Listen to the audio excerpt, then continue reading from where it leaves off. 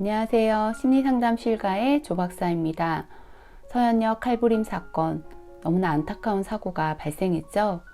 그 피의자는 처음에는 조현병이라고 언론에서 이야기를 했다가 분열성 성격 장애라고 경찰이 공식적인 발표를 했는데요. 이 두 가지의 차이점이 무엇인지 말씀드려 보도록 하겠습니다. 그 차이를 알려면 먼저 정신장애와 성격장애의 차이를 아는 것이 중요한데요.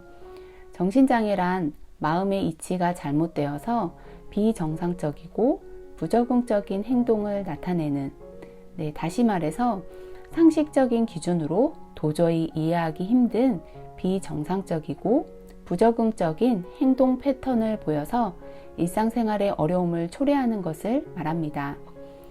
반면에 성격장애는 우리 사회가 요구하는 일반적이고 바람직하고 또 적절한 행동이라고 암묵적으로 규정하고 있는 것들이 있는데요. 그것에서 심하게 벗어나는 생각이나 행동을 지속적으로 하고 또 그것이 그 사람의 일상생활 전반에서 일어나서 삶에 심각한 고통이나 손상을 초래하게 될 때 성격장애라고 규정을 합니다.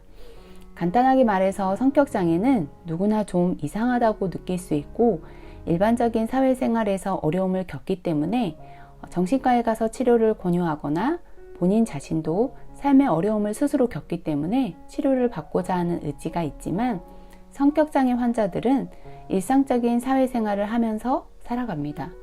그렇기 때문에 치료에 대한 스스로의 필요성이나 의지도 부족한 편이고 주변 사람들도 쉽게 말하기가 어렵습니다.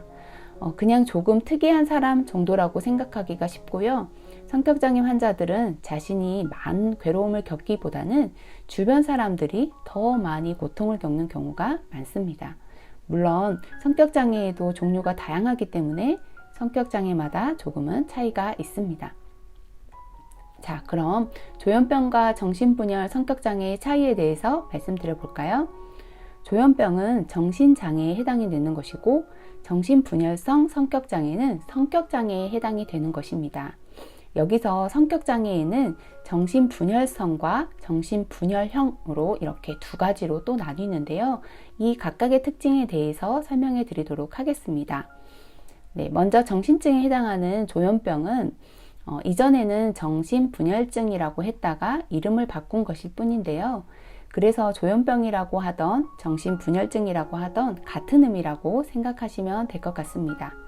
사실 많은 정신장애들이 같은 병일지라도 병의 강도에 따라 증상의 차이는 엄청납니다. 그렇기 때문에 조현병도 이제는 스펙트럼 장애라고 해서 그 안에 세부적으로 몇 가지 다른 병명들을 가지고 있는데요. 그러나 세분화해서 너무 복잡해지면 이 과정에선 조금 어렵기 때문에 일단 조현병이라고 통칭을 하고 말씀드려 보도록 하겠습니다. 그리고 병의 중함이 어느 정도인지에 따라서 증상의 차이도 꽤 클 수가 있습니다. 그러나 제가 말씀드리는 것은 어느 정도 심각한 수준에 달한 정도에서 나타나는 대표적인 증상들 위주로 말씀을 드려보겠습니다. 조현병은 대체적으로 망상이나 환청, 환시와 같은 증상을 보이게 됩니다. 저도 상담하면서 조현병 환자를 만나봤는데요. 이들은 너무나 엉뚱한 말을 합니다.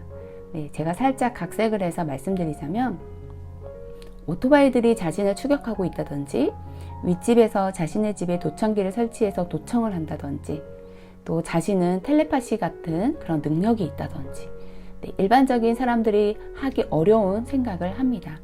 때로는 자신이 피해자라고 생각하기 때문에 그것에 대한 항의를 하거나 혹은 복수를 해야겠다고 마음을 먹기도 하는 거죠.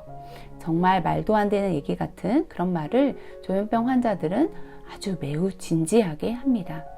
우리가 듣기에 말도 안 되는 소리지만 조현병 환자들은 분명히 그렇게 믿고 있는 경향이 큰 거죠. 정말 안타깝습니다. 그럼 성격장애로 넘어가 볼까요? 성격장애 종류가 다양하지만 조현병과 명칭이 유사한 성격장애인 분열성 성격장애와 분열형 성격장애에 대해서만 말씀드려 보겠습니다.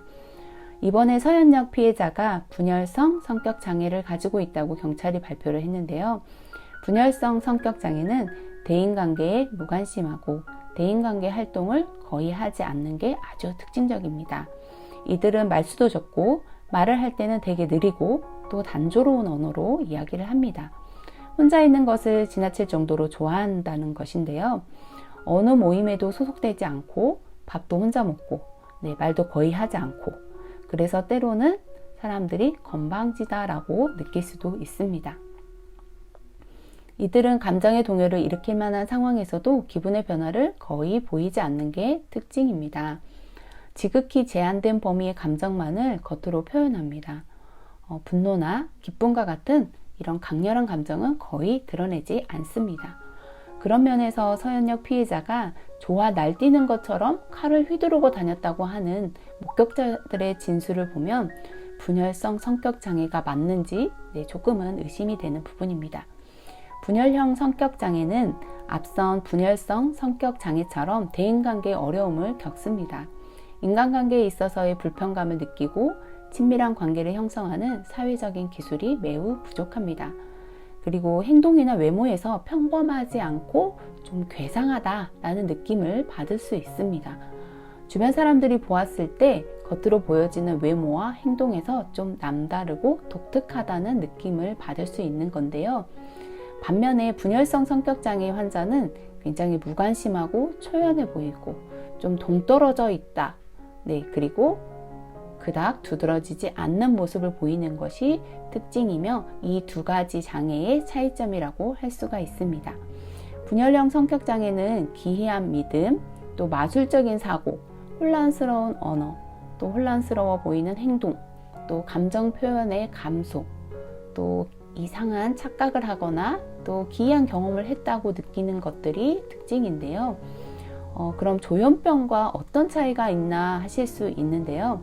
조현병 환자들처럼 망상이나 환각은 없고 이것이 보고된다면 그때는 분열형 성격장애라기보다는 조현병으로 진단을 다시 내리게 됩니다. 그리고 조현병 환자들과 비교할 때 분열성 성격장애 환자들은 정신증적인 이런 경험은 대체로 덜 고통스럽고 기능 손상의 정도가 약하고 또 자신의 망상이나 환청, 환시 같은 것에 대해서 조현병 환자들에 비해서 확신이 덜합니다. 그래서 조금 경미한 수준이라고 할 수가 있습니다. 자, 그럼 지금까지 조현병과 분열성 및 분열형 성격장애에 대해서 알아보았습니다. 이 영상이 도움이 되었다면 좋아요, 구독 부탁드립니다. 지금까지 여러분의 행복한 삶을 응원하는 조박사였습니다. 감사합니다.